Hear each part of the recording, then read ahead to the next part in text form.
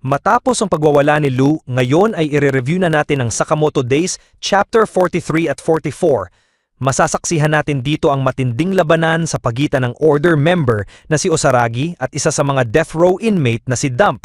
Isang laban na magpapakita ng tunay na lakas ng isang Order member. Ako nga pala si Mr. Anime at wag na nating patagalin pa, let's go! Nagsimula ang eksena kay Dump na naghanda na para sa laban. Sabi niya, nakapagdesisyon na raw siya na bibigyan talaga niya ng makeover si Osaragi. Sagot naman ni Osaragi, sa ngalan ng order, dapat mamatay ka.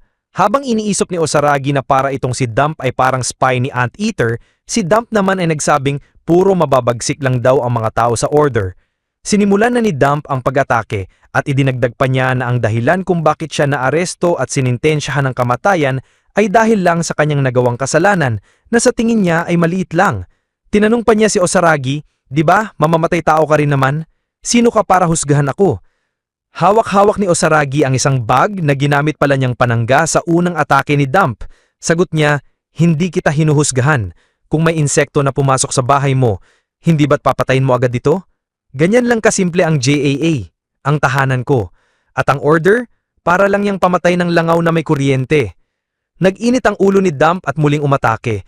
Naiwasan ni Osaragi ang mga atake pero nakuha ni Dump ang bag ni Osaragi at itinapon sa labas. "Yan ba ang ormas mo? Ang bigat naman," sabi ni Dump. Napansin ni Osaragi na inaasar siya pero sa totoo lang ay inoobserbahan niya ang kalaban. Nakita niyang may 2 spike sa kamay ni Dump at 6 pa sa katawan nito. Ang pinaka nakapukaw ng atensyon niya ay kung saan inilalagay ni Dump ang mga spike, parang nakatago sa buto mismo. Hindi gusto ni Osaragi na masyadong lumapit kay Dump, lalo na't wala siyang dalang band-aid ngayon. Sa gitna ng laban, na-corner siya sa may Buddha statue. Asar na asar, sinabi ni Dump, "Ano, magdadasal ka na ba sa Diyos mo?" Pero biglang sinipa ni Osaragi ang leeg ng statwa hanggang matanggal ang ulo nito. "Sagabal ka lang," sabi niya. Ginamit pa ni Osaragi ang ulo ng Buddha bilang projectile. Sinipa niya ito papunta kay Dump at tumama ito ng malakas sa tiyan ng kalaban dahilan para matalsik ito palabas patungo sa may fountain. Doon, nakita siya ng 2 lalaki at nagsabing maliraw ang paggamit niya ng lugar na iyon. Baka foreigner daw si Osaragi. Samantala, si Dump naman ay nagsabing masama ang ginawa ni Osaragi at magdadala ito ng bad karma. Sagot ni Osaragi, "Bad karma? Mabait ang mga Diyos." Kumuha pa siya ng paper fortune at ang lumabas ay future blessing. Habang abala si Osaragi, umatake si Dump mula sa likod. Tumama sa puno ang mga spike nito at tinamaan pa ang kamay ni Osaragi. Ngulit imbis umatras, hinawakan ni Osaragi ang kamay ni Dump at sinabing, "Ang mga maruruming serial killer hindi na kailangan pang magdasal." Pagkatapos ay sinipa niya ang ulo ni Dump. Bago tuluyang tamaan, bumalik sa alaala si Dump na lahat ng pagmamahal na natanggap niya ay laging one-sided. Itinatanong niya sa sarili niya kung kasalanan bang gusto niya lang na mapunta sa kanyang taong mahal niya. Noon pa man, dahil sa kanyang kakayahan, napapatay niya ang mga hayop at maging ang mga taong nagmamahal sa kanya. Kasama na ang isang lalaki na nag-confess sa kanya. Marami pang iba, pati na ang kanyang matalik na bigan at ilang bata. Sabi pa niya, gusto niya raw na ang mga mahal niya ay sa kanya lang nakafocus at takot daw ang pinaka-epektibong paraan para mangyari iyon. Pero kahit makuha niya ang atensyon ni napapagmamagitan ng takot, wala pa rin daw siyang nararamdaman. Dahil kapag patay na sila, wala nang natitira kundi sakit at heartbreak. Matapos niyan, sa kasalukuyan, makikita natin si Dump na tumilpon ng napakalayo pero nagawa pa rin niyang ma-maintain ang kanyang balanse. Sa isip niya, kailangan daw niyang hanapin ang susunod na magmamahal sa kanya. Bigla niya itong tinanong si Osagi, "Bakit ako?" Makikita naman si Osagi na dahan-dahang lumalapit habang inaabot ang kanyang bag. Napasigaw pa si Dump, "Bakit ako? Ang ginawa ko lang naman ay magmahal. Wala naman akong pinagkaiba sa iba." Kalma lang na sumagot si Osagi habang binubuksan ang kanyang bag. Wala nga. Doon ay naglabas na ng matutulis na spike sabay sabing, "Gusto ko lang namang mahalin ako." Subalit, kinuha na rin ni Osaragi ang kanyang weapon at sinabing, "Mamamatay tao tayo. Pero dahil sa mga kagaya mong umiiral, may rason pa rin akong mabuhay sa araw na ito." Pagkasabi nito, naghanda na si Osaragi sa isang napakaangas na battle stance. Idinagdag pa niya, "Thank you, mahal kita." Sa narinig na yon, napaisip si Dump. Napakaganda niya. Pero bago pa siya makareact, umatake na si Osaragi gamit ang kanyang weapon na isang buzzsaw. Tumagos ang atake at naputol pa ang ilang bahagi ng paligid na kanilang kinaroroonan. Napakatindi at napakalakas ni Osaragi sa eksenang ito. Kitang-kita kung bakit siya isa sa mga pinakamapanganib na assassin. Matapos ang finishing move na yon, sa sumunod na eksena, makikita si Shin na nakapin down at sumisigaw. "Pakiusap, Mr. Sakamoto! Bakit mo ginagawa ito?" Makikita naman si Lu at si Sakamoto na nag-uusap. Sabi ni Sakamoto, "Ako na ang pipigil sa kanya. Gawin mo na ang gagawin mo." Sabay, lilitaw ang isang matandang lalaki na may hawak na malaking karayom. Walang magawa si Shin hanggang sa matuklasan niya na ang ginagawa pala ay isa lang acupuncture session. Sabi ng matanda kay Shin, "Relax bata, isa lang itong acupuncture." Matapos ang kanilang laban kay So, nagtungo sila sa paboritong holistic healer ni Sakamoto na si Granny Mia. Ayon kay Granny Mia, halos hindi niya nakilala si Sakamoto dahil wala pa raw siyang naging kliyente na kasing taba niya at bihira rin siyang mag-treat ng mga dating assassin. Sagot naman ni Sakamoto, "Ikaw lang po ang doktor na pinagkakatiwalaan ko, Tandang Mia." Habang ginagamot si Shin, naaasar siya ni Lu. Napatil si Shin, "Hoy, wag mo yang hawakan, sirang ulo ka, Mr. Sakamoto." Tinanong naman ni Lu kung masakit ba. Sagot ni Shin, "Weird lang, parang ramdam ng matanda lahat ng punto sa katawan ko." Ipinaliwanag ni Sakamoto na si Granny Mia ay isang legendary holistic healer para sa mga assassin. Kilala sila as God Hands sa Assassin World. Anumang sugat mula sa laban kaya nilang pagalingin basta buhay pa ang pasyente. Nagtanong si Shin, "Gaano katagal mananatili ang mga karayom sa likod ko, Lola?" Sumagot si Granny Mia, "Bantayan mo ang bibig mo bata, 98 years old pa lang ako. Mananatili yan ng isang araw." Ipinaliwanag niya rin na kada bes na ginagamit ni Shin ang kanyang bagong kapangyarihan para itong pagpipigil ng hininga habang nagsasalita o tumatakbo ng sobrang bilis. Sa kasalukuyang kondisyon ni Shin, 5 minuto lang ang maximum na kaya niyang i-maintain ito. Nagulat si Shin, 5 minuto lang? Sabi ni Granny Mia, "Kung gusto mong mamatay, gawin mo ang gusto mo."